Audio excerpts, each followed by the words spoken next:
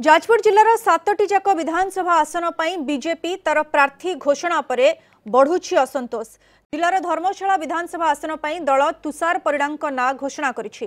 एहाकु नै आशायी प्रार्थी सुरेंद्र पंडा समर्थकों मध्य तीव्र प्रतिक्रिया प्रकाश पाई।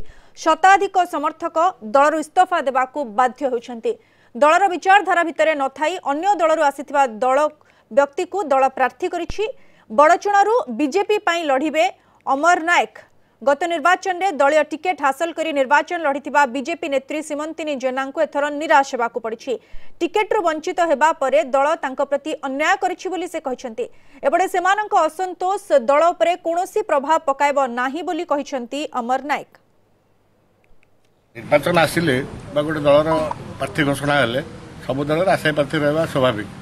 भारतीय जनता पार्टी तो खाली भारत वर्ष ने सारा विश्व सबुठ बड़ पार्टी सेठी आशायी छोट छोट पार्टी जो आशायी बाहर एकाधिक आशायी प्रार्थी बाहर स्वाभाविक कथा। किए घोषणा है किए प्रार्थी है मोर कि जस नहीं। मु दलर श्रृंखलित प्रार्थी 96 मसीहारू दलर कम करंगठन कले निजर नेतृत्व विकास हुए कथा हमको शिखई भरोसा कर दलर कम करूँ।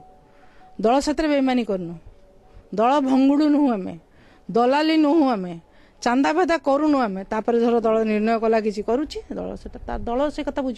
राजनीतिक दृष्टिकोण आम गोटे राजनीतिक दल में अच्छे एवं आम कार्यक्रम करुचे। आज से विषय आलोचना होउछि। बड़चुणावासी प्रति मोर समर्पण भाव 2 दशंधि अधिक धरी थिला अच्छी। आज से आहरी शाणित भाव में आम कार्यक्रम करुचे। मु धन्यवाद देवी केंद्रीय नेतृत्व एवं आम राज्य नेतृत्व को, भारतीय जनता पार्टी राष्ट्रीय अध्यक्ष अमित शाह एवं आमर माननीय केंद्र मंत्री धर्मेंद्र प्रधान को।